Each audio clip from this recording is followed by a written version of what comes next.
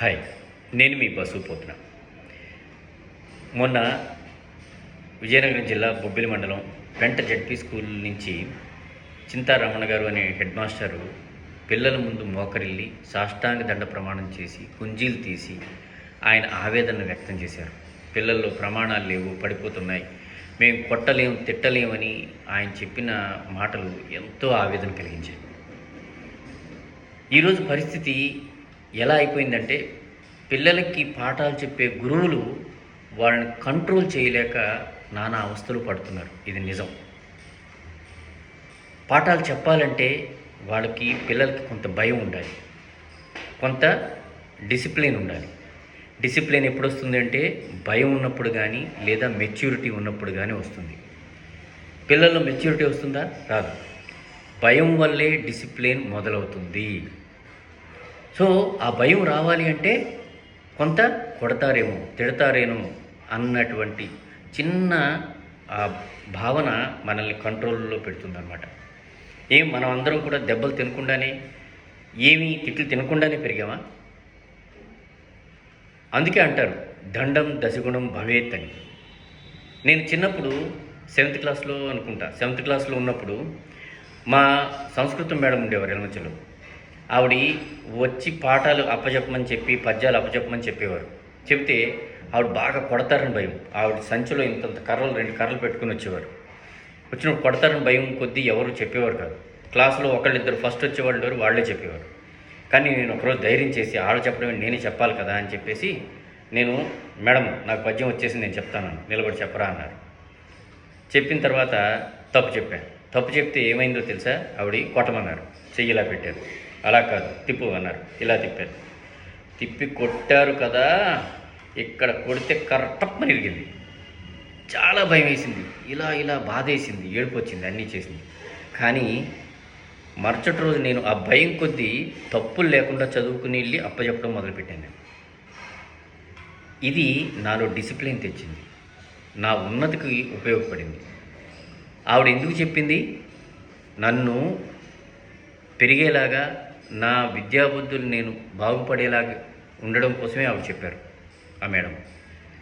టీచర్లు అందరూ అలాగే చెప్తారు, మనం పాడవ్వాలని ఎవరూ చెప్పరు. సో కాబట్టి ఈ రోజున సమాజం కానీ తల్లిదండ్రులు కానీ ఆలోచించాల్సింది, మన పిల్లల భవిష్యత్తు కోసమే చెబుతున్నారు. ఇది మనం ఆలోచించాల్సినటువంటి అత్యవసరమైనటువంటి అంశం. నేను కొన్ని నెలల క్రితం ఒక గవర్నమెంట్ స్కూల్లో 10th క్లాస్ పిల్లలకి వాళ్ళ సబ్జెక్ట్తో పాటు లైఫ్ స్కిల్స్ని చెప్పడం కోసం నేను కొన్ని గంటల సెషన్ని తీసుకున్నాను. ఒక 5 సెషన్స్ ఇట్లా తీసుకున్నాను, ఒక 23 గంటలు. అయితే అప్పుడు పిల్లలు కొంతమంది చాలా చక్కగా చదివేవాళ్ళు, డిసిప్లిన్గా కూర్చునే వాళ్ళు ఉండేవారు. కానీ ఒక 10 మంది పిల్లలు మాత్రం డిస్టర్బ్ చేస్తూనే ఉండేవారు.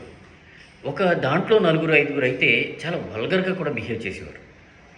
వాళ్ళని ఆపడం కోసమే నాన్న తంటాలు పడాల్సి వచ్చింది. నేను చివరికి హెడ్ మాస్టర్తో కూడా కంప్లైంట్ చేస్తే ఆయన చెప్పింది ఏంటంటే, వచ్చి అరే మీరు ఉంటారా లేకపోతే వెళ్ళిపోమంటారా, ఉంటారా వెళ్ళిపోతారా అని గట్టిగా గదమాయించి ఆయన వెళ్ళిపోండి అని చెప్పేదాకా వచ్చింది పరిస్థితి. అయినా కూడా వాళ్ళు వెళ్ళలే, కూర్చునే ఉన్నారు. ఆయన ఒకే మాట చెప్పారు, సార్ ఈ రోజుల్లో మనం పిల్లల్ని కొట్టలేము సార్, తిట్టలేము సార్, ఏమన్నా ఒక దెబ్బ వేసామా చిన్నది, వాళ్ళ తల్లిదండ్రులు అందరూ కలిసి ఇక్కడికి వచ్చేసి మనం ఏదో నేరం చేసేసినట్టు మనల్ని దోషులుగా నిలబెడతారు సార్ అన్నారు. సో మంచి చేద్దామన్నా కూడా అలాంటి టీచర్లు, ఆ పెద్దలు భయపడే పరిస్థితి ఎవరు కల్పించారు అంటే ఈ సమాజం కల్పించింది. అది తప్పు. మన పిల్లలు బాగుపడాలి అంటే వాళ్ళలో భయం ఉండాలి. ఆ భయం రావాలి అంటే ఒక బెత్తం ఉండాల్సింది. ఈరోజు కోర్టులో ఒక జడ్జి కూడా అదే సరైన మాటని చెప్పారు ఆయన. సో ఒక జనరేషన్ బాగుండాలి అంటే ఆ జనరేషన్కి డిసిప్లిన్ ఉండాలి. ఆ డిసిప్లిన్ రావాలి అంటే అది భయంతోనూ జాగ్రత్తతోనూ వస్తుంది. సో కాబట్టి మనం తల్లిదండ్రులుగా కొన్ని నిర్ణయాలు కఠినమైనవి కూడా మనం తీసుకోవాలి. మరీ ముద్దుగా పెంచి ఫారం కోడిలో వాటిల్లో ఉండే కోడిపెట్టలా పెంచితే వాళ్ళకి భయం రాదు సరికదా. వాళ్ళు ఎవరికి గౌరవం ఇవ్వాలి, ఎవరికి గౌరవం ఇవ్వకూడదు, అసలు లైఫ్ ఏంటి, ఫ్యూచర్ ఏంటి అనేది కూడా ఎట్టి పరిస్థితుల్లోనూ తెలియదు. ఓకే, సో కాబట్టి ఇది కంపల్సరీ. అందుకే మీకు అరిస్టాటిల్ ఒక మాట అంటాడు, ఏంటో తెలుసా? Educating the mind without educating heart is not at all an education అంటాడు. సో కాబట్టి మనం హార్ట్ని ఎడ్యుకేట్ చేయాలి, మైండ్ని ఎడ్యుకేట్ చేయాలి. చదివించేసి పుస్తకాలు బట్టి పట్టేసిన తర్వాత వాళ్ళు పాస్ అవ్వడం కాదు, వాళ్ళు సమాజంలో బ్రతకడానికి డిసిప్లిను అన్నీ కూడా రావాలి. అవి వచ్చినప్పుడే వాళ్ళ మైండ్ వాళ్ళ కంట్రోల్లో ఉంటుంది, అది ఎదగడానికి సపోర్ట్ చేస్తుంది అనమాట.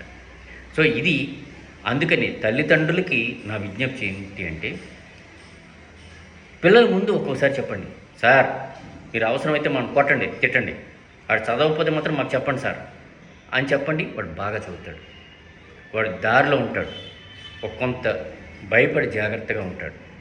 ఆ భయం లేనప్పుడు చదవడు. అలాగే తల్లిదండ్రులను కానీ లేదంటే టీచర్లను కానీ గౌరవించరు. అది ఏ సమాజానికి మంచిది కాదు.